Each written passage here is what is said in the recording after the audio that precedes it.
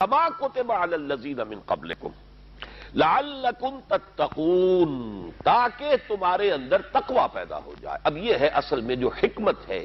حکمت صوم کیا ہے، مقصد صوم کیا ہے، غایت صوم کیا ہے، وہ تقوی ہے۔ اب اس کو سمجھیے، لیکن اس کو دو درجوں میں سمجھنا ہوگا۔ دیکھیے، ہر انسان محسوس کرتا ہے کہ اس کے اندر کوئی خیر کا جذبہ بھی ہے اور شر کا مادہ بھی ہے۔ خیر و شر کی ایک جولان گاہ ہے، انسان کی شخصیت کا جو اندرونی پہلو ہے اس کے اندر ایک خیر و شر کی کشمکش مسلسل چلتی ہے۔ چنانچہ جدید سائیکالوجی نے بھی، آپ کو معلوم ہے کہ جس کے بابا آدم اب فرائیڈ شمار ہوتے ہیں، انہوں نے انڈ اور لیبیڈو، یہ تو ہے حیوانی تقاضوں کے لیے، بھوک لگتی ہے، پیاس لگتی ہے، کوئی چٹخارے بھی، زبان جو چٹخارے بھی مانگتی ہے، یا یہ کہ جنسی لذت ہے، تلذذ ہے جو انسان حاصل کرنا چاہتا ہے، یا یہ کہ جیسے تمام حیوانات کو آرام کی بھی کچھ نہ کچھ ضرورت ہوتی ہے، انسان کو بھی، یہ تمام اس کے حیوانی تقاضے ہیں۔ لیکن اس کے ساتھ ہی وہ کہتا ہے کوئی ایگو بھی ہے انسان میں، کوئی خودی بھی ہے، کوئی انا بھی ہے، انسان نرا حیوان نہیں ہے۔ اگرچہ جو فلسفہ ڈارون کا ہے اس نے تو انسان کو نرا حیوان بنا دیا، وہ تو اس کے علاوہ کسی اور چیز کو کسی درجے میں بھی تسلیم اور ریکگنائز ہی نہیں کرتا۔ لیکن فرائیڈ کا میں کم سے کم اس درجے میں قائل ہوں کہ اس نے تو ویسے انسانی شخصیت کے 3 لیولز کو ریکگنائز کیا ہے، اور وہی 3 لیول ہے جو قرآن بیان کر رہا ہے۔ اگرچہ وہ جو پہلا لیول ہے اس کو تو یقیناً اس نے صحیح سمجھا ہے، لیکن دوسرے اور تیسرے لیول کو وہ صحیح طور پر آئیڈینٹیفائی نہیں کر سکا اور ایک دوسرے سے ممیز نہیں کر سکا۔ یعنی انڈ اور لیبیڈو یہ تو حیوانی تقاضے ہیں، جس کو قرآن کہتا ہے نفس امارہ، انسان کا وہ نفس کہ جو اسے بدی کا حکم دیتا ہے، اس لیے کہ ظاہر بات ہے پیٹ کھانے کو مانگتا ہے، اسے اس سے غرض نہیں کہ حلال ہے یا حرام ہے۔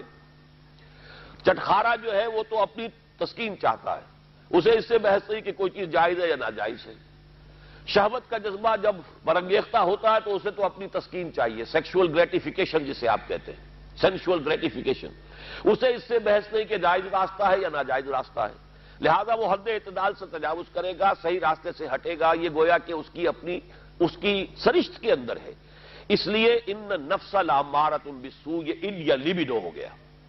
دوسرا لیول وہ کہتا ہے ایگو ہے، تیسرا وہ سپر ایگو کہتا ہے۔ اگرچہ قرآن مجید نے اس کے لیے 3 علیحدہ اصطلاحات استعمال کی، نفس، قلب اور روح، 3۔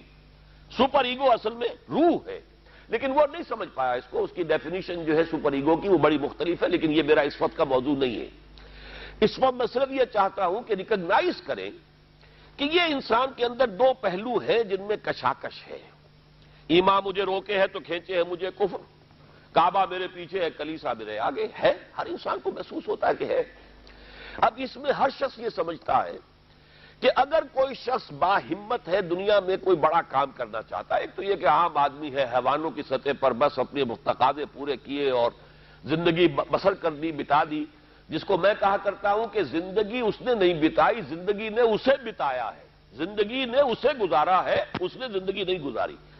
زندگی تو وہ شخص گزارتا ہے جو اپنا کوئی ہدف معین کرتا ہے، کوئی آئیڈیل، کوئی آدرش، کوئی نصب العین، وہ اس کی زندگی میں ہے، جس کے لیے وہ محنت کرتا ہے، بھاگ دوڑ کرتا ہے، اس کے حصول کی کوشش کرتا ہے۔ اب جو شخص بھی اپنے سامنے کوئی ہدف رکھے گا، مقصد رکھے گا، آدرش رکھے گا، اسے جو کام کرنا ہے اس میں اسے یقیناً اپنے نفسانی تقاضوں کو مارنا پڑے گا، دبانا پڑے گا۔ ساری رات سوئیں گے اگر پاؤں پھیلا کر تو زندگی میں کہاں اونچا مقام حاصل کریں گے۔ آپ انگریزی میں بھی محاورہ جانتے ہیں، burning mid night oil, mid night lamp, ساری رات آدھی رات جاگ کر کام کرتے ہیں۔ تبھی تو یہ کہ جو حضرت علی نے بھی کہا ہے کہ یغوث البحر من طلب العالی ومن طلب العلا سہر اللیالی، جو شخص چاہتا ہے کہ میں موتی سمندر کی تہہ میں سے نکال کر لاؤں تو اسے ظاہر بات ہے کہ اسے سمندر میں غوطہ لگانا پڑے گا۔ اسی طریقے سے جو زندگی میں اونچا مقام چاہتا ہے اسے راتوں کو جاگنا پڑے گا۔ ومن طلب العلا سہر اللیالی ومن طلب العلا من غیر قد اضاع العمر فی طلب المحال، بغیر محنت اور کوشش کے اگر کوئی شخص چاہتا ہے کہ کوئی اونچا مقام حاصل ہو جائے تو وشفل تھنکنگ میں وہ اپنی زندگی ضائع کر بیٹھتا ہے، کوئی اونچا مقام حاصل نہیں کر سکتا۔ گویا کہ کوئی بھی صاحب ہمت آدمی دنیا میں کوئی کام نہیں کر سکتا جب تک کہ اپنے حیوانی تقاضوں کو ذرا دبائے نہ، قابو میں نہ رکھے، اپنے کنٹرول میں نہ رکھے۔ اس کے لیے لفظ ہے سیلف کنٹرول، ضبط نفس، یعنی ہمارے اندر جو ہماری خودی ہے، مانوی شخصیت ہے. میں اس وقت ایگو اور سپر ایگو ان دونوں کو جمع کر کے لفظ استعمال کر رہا ہوں. انا، یہ جو ہماری انا ہے، یہ میں جو ہے یقیناً میرے اس حیوانی وجود سے علیحدہ شے ہے. جب میں کہتا ہوں میرا جسم، تو وہ میں کون ہے جس کا کہ یہ جسم ہے؟ وہ میں کوئی علیحدہ شے ہے نا اس سے. میری آنکھ، میرے کان، میرا سر، میرے پاؤں، میرا ہاتھ، میری ٹانگیں، یہ سب کچھ تو میرا جسم، میرا وجود. میں کون ہے؟ وہ انا ہے، وہ خودی ہے، وہ ایگو ہے، وہ سیلف ہے. تو یہ جو خودی ہے، یہ جو سیلف ہے، یہ جو انا ہے، یہ جو ایگو ہے، یہ اگر اتنا قوی نہیں ہے کہ وہ اپنے حیوانی تقاضوں کو کنٹرول میں رکھ سکے، تو پھر زندگی میں کوئی بڑا کام وہ نہیں کر سکتا. پھر زندگی اسے گزار جائے گی، وہ زندگی بسر نہیں کرے گا. تو گویا کہ ضبط نفس ہر صاحب ہمت اور کسی بھی صاحب مقصد انسان کے لیے لازم ہے کہ وہ اپنے نفس کو کنٹرول کرے. اب ظاہر ہے اس کے لیے یہی کرنا پڑے گا تاکہ ہم اپنے آپ کو خوگر بنائیں، بھوک کا، پیاس کا، سختیوں کا، رات کو جاگنے کا، مشقتیں جھیلنے کا خوگر بنائیں. تو روزہ گویا کہ بالکل واضح طور پر سامنے بات آ گئی، اور یہ سب سے اونچا لیول سمجھ لیجئے، جس کو ہم کہیں گے رائٹنگ آن دی وال.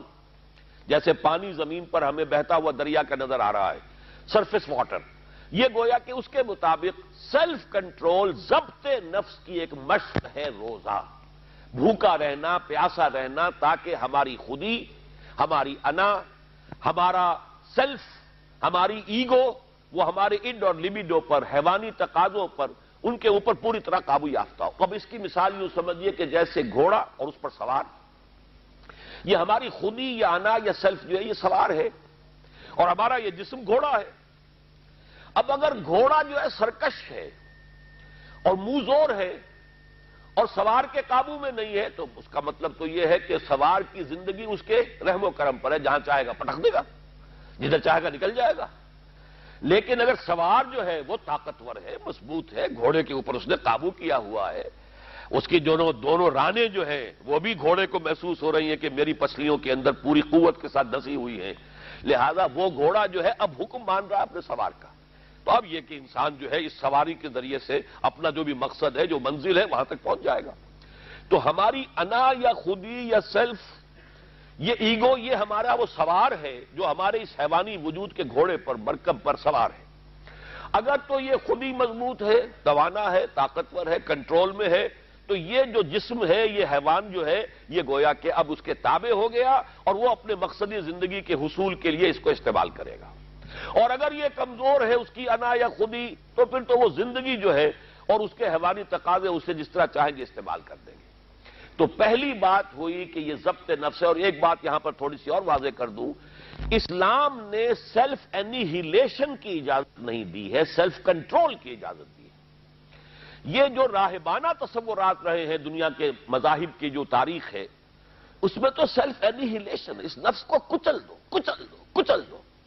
جیسی جیسی تپسیائیں ہندو یوگی کرتے رہے ہیں، یا جیسی جیسی ریاضتیں رہبان جو ہوتے تھے حضرت عیسیٰ علیہ السلام کے ماننے والے عیسائی راہب، اگر آپ ہسٹری آف کرسچن موناسٹسزم پڑھیں گے تو واقعی رونگٹے کھڑے ہو جاتے ہیں کہ کتنی تپسیائیں اور کتنی ریاضتیں سخت وہ لوگ کرتے تھے.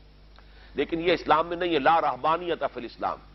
اسلام نے تو کہا یہ تمہارا وجود، تمہارا گھوڑا، اسے استعمال کرو، بس تمہارا کنٹرول اس پر ہونا چاہیے، تم اس کے تابع نہ ہو جاؤ، یہ تمہارے تابع رہے. یہاں تک کہ حضور نے حضرت عبداللہ ابن عمرو بن العاص رضی اللہ تعالی عنہما، ان کی ایک حدیث بھی ہمیں آج پڑھنی ہے. حضرت عمرو بن العاص جو ہیں وہ تو بڑے سیاستدان اور جرنیل، وہ تو اور طرح کے انسان تھے مزاجی اعتبار سے، اور یہ جو ان کے بیٹے ہیں عبداللہ ابن عمرو بن العاص، یہ انتہائی زاہد و عابد، انتہائی زاہد، ہر روز روزہ اور پوری رات کھڑے ہیں، نوافل پڑھ رہے ہیں. تو حضور کو جب معلوم ہوا، بلایا، یا عبداللہ اولم اخبر انک تصوم الدہر و تقوم اللیل. اے عبداللہ، مجھے تو یہ خبر دی گئی ہے کہ تم ساری رات کھڑے رہتے ہو، نماز پڑھتے ہو، نہ تمہارا سروکار اپنے گھر والوں سے ہے، نہ بیوی سے کوئی تعلق ہے، نہ کسی اور سے ہے، اور پورے ہر روز روزہ رکھتے ہو. انہوں نے عرض کیا، بلا یا رسول اللہ، حضور ایسا تو ہے، کیسے انکار کرتے؟ فرمایا لا تفعل، ہرگز مت ایسا کرو. فَإِنَّ لِنَفْسِكَ عَلَيْكَ حَقًّا. ذرا یہ حدیث کے ان الفاظ کو نوٹ، تمہارے نفس کا بھی تم پر حق ہے. اس نفس کو کچلنا نہیں ہے، اس کو کل نہیں کرنا ہے، سیلف اینیہیلیشن نہیں ہے، اس کا بھی حق ہے۔ تمہارا حق ہے کہ تم اپنے نفس کو تغذیہ بھی فراہم کرو، تقویت بھی دو، اس کے تقاضے پورے کرو، اس کے لیے مناسب وقفہ آرام کا بھی رکھو، یہ نفس کے بھی حقوق ہیں۔ وَإِنَّ لِنَفْسِكَ عَلَيْكَ حَقًّا وَإِنَّ لِزَوْجِكَ عَلَيْكَ حَقًّا وَإِنَّ لِزَوْرِكَ عَلَيْكَ حَقًّا۔ تمہارے نفس کا بھی تم پر حق ہے، تمہاری بیوی کا تم پر حق ہے، تمہارے جو بھی آنے والے ملنے والے ہیں، وزٹرز ہیں، زیارت کرنے والے، ان کا بھی تم پر حق ہے، تو سب کا حق ادا کرنا ہے۔ تو اس نفس کا بھی حق تو ادا کرنا ہے، لیکن اسے کنٹرول میں رکھنا ہے۔ تو پہلی بات تو یہ سمجھ میں آئی کہ صوم ایز سچ، ابھی رمضان کا ہم نے کوئی تذکرہ نہیں کیا، یہ صوم جو ہے کھانا پینا کچھ عرصے کے لیے روکنا، کچھ اور اپنی خواہشات پر قدغن لگانا، یہ گویا کہ ایک ایکسرسائز کے طور پر سامنے آئی سیلف کنٹرول کے لیے۔ لیکن اس سے اگلا مرحلہ آتا ہے، اگر یہ ایکسرسائز میں نے خود معین کی ہوتی تو اس کا مسئلہ کچھ اور ہوتا، لیکن چونکہ یہ ایکسرسائز جس کا نام صوم ہے یہ اللہ نے فرض کی ہے، گویا کہ اگر میں کچھ نہیں کھا رہا ہوں تو اس لیے نہیں کھا رہا کہ اللہ کو اس کا کھانا اس وقت پسند نہیں ہے، میں اگر نہیں پی رہا ہوں تو اس لیے نہیں پی رہا کہ اللہ کی طرف سے اجازت نہیں ہے، میری منقوہ بیوی موجود ہے لیکن میں اگر اس سے اس وقت ہم بستر نہیں ہو رہا تو اس لیے نہیں ہو رہا کہ میرے رب کا حکم نہیں ہے۔ گویا کہ اب یہاں کیا معاملہ ہوا کہ خودی کو مضبوط کرو لیکن پھر اسے خدا کے سامنے جھکا دو۔ یہ جب انسان کی خودی مضبوط ہو، پہلا مرحلہ تو یہ ہے، اگر آپ کی خودی مضبوط نہیں ہے اور ایاک نعبد و ایاک نستعین، اندر سے نفس کہہ رہا ہے کہتے رہو تم ایاک نعبد و ایاک نستعین، میں تو نہیں مانتا حکم، تم جھک بھی گئے ہو رکوع میں، تمہارا جسم تو جھکا ہے، تمہاری مانوی شخصیت تو اکڑی ہوئی کھڑی ہے، وہ جھکنے کو تیار ہی نہیں۔ وہ جو کہتے ہیں مولانا روم کہ نفس ما ہم کم طرف فرعون نیست لیکن اورا اون ایرا اون نیست، میرا نفس بھی فرعون سے کوئی کم تو نہیں ہے۔ فرعون نے کہا تھا الیس لی ملک مصر، کیا مصر کی بادشاہی میری نہیں ہے؟ وہذہ الانہار تجری من تحتی، اور یہ سارا اریگیشن سسٹم میرے کنٹرول میں، جس کو چاہوں پانی دوں، جس کو چاہوں روک دوں۔ اسی طرح میرا جسم کہتا ہے، میرے اندر کا نفس کہتا ہے یہ میرا وجود ہے، اس میں میرا حکم چلے گا، میں نہیں جانتا کیا حلال کیا حرام، کون خدا کیا اس کے احکام۔ تو یہ جو نفس کہتا ہے نفس ما ہم کم طرز فرعون نیست لیکن اورا اون ایرا اون نیست، چونکہ فرعون کے پاس لاؤ لشکر بھی تھا، اس نے ڈنکے کی چوٹ بھی کہہ دیا انا ربکم الاعلی، میرے پاس لاؤ لشکر نہیں ہے، میں کہہ تو کچھ نہیں سکتا، لیکن میرا نفس اندر سے یہی کہتا ہے کہ یہ میری اقلیم ہے، یہ میری سلطنت ہے، اس پہ میری مرضی چلے گی۔ اس حوالے سے جب تک کہ انسان کی خودی جو ہے قابو یافتہ نہیں ہے اپنے وجود پر، اس وقت تک اس کا یہ کہنا ایاک نعبد و ایاک نستعین بے معنی ہے، اس کا کوئی مفہوم ہی نہیں۔ میں اس کی مثال یہ دیا کرتا ہوں کہ فرض کیجئے شہنشاہ اکبر کا دور ہے یا شاہجہاں کا یا جہانگیر کا، اور کوئی ہندو راجا کہیں کا تھا، اس سے پہلے باغی تھا، اب وہ حاضر ہوا ہے سر اطاعت خم کرنے کے لیے، تو اس کا یہ فعل اسی وقت بامانی ہے جب اس کی اپنی حکومت اس ریاست میں قائم ہے۔ اگر معلوم ہو کہ وہ تو وہاں بغاوت ہو چکی، وہاں تو کسی اور کی حکومت ہے، اب یہ آیا ہے اطاعت قبول کرنے کے لیے، تو اس کا آنا بے معنی ہے۔ بالکل یہی ہے ہمارا، جب میرا اپنے وجود پر کنٹرول ہی نہیں تو میں کس چیز شے کو اللہ کے سامنے پیش کر رہا ہوں۔ اسلمت وجہی الیک، اللہم انی وجہت وجہی الیک واسلمت نفسی الیک، اے اللہ میں نے اپنے نفس کو تیرے سامنے جھکا دیا ہے، تیرے سامنے سرنگوں کر دیا ہے، وہ نفس تو میرا کہنا مان ہی نہیں رہا۔ تو پہلی بات تو یہ ہے کہ خود ہی اتنی طاقتور ہو کہ وہ اپنے وجود کے اوپر حکمران ہو، پھر وہ اپنی پوری شخصیت کے ساتھ اللہ کے سامنے جھکے۔ جب یہ مضبوط اور توانا خودی خدا کے سامنے اپنے آپ کو گرا دیتی ہے، بچھا دیتی ہے، اس کا نام تقویٰ ہے، اللہ کا تقویٰ۔ وہ کیفیت نفس کی جس میں ایک یوں سمجھیے وہ شخصیت جو سپلٹ نہیں ہے، جو کہ آرگینک ہول کی حیثیت سے یہ ایک شخصیت ہے، اور اس کے اندر اس کی خودی جو ہے حاکم اور حکمران ہے، وہ خودی اب اپنے آپ کو اللہ کے سامنے سرنگوں کر رہی ہے، اور اس نے اپنے آپ کو اللہ کے حوالے کر دیا ہے۔ اسلمت نفسی الیک وفوضت امری الیک واسنت ظہری الیک۔ اے اللہ، یہ رات کی دعا ہے جب حضور سوتے ہوئے دعا، جب آپ اپنا رخ کر لیتے تھے کعبے کی طرف داہنے ہاتھ کروٹ لے کر، اللہم انی وجہت وجہی الیک واسلمت نفسی الیک وفوضت امری الیک واسنت ظہری الیک، بڑی پیاری دعا ہے۔ لیکن یہ ساری چیزیں بامانی اس وقت ہوں گی جب آپ کی خودی اتنی طاقتور ہے کہ اپنے وجود پر حکمران ہے۔ تو گویا کہ ضبط نفس، لیکن اس سے آگے بڑھ کر ضبط نفس کے ساتھ اللہ کی اطاعت اور اس کا تقوی در حقیقت یہ ہے غرض و غایت اس ریاضت یا عبادت صوم کی۔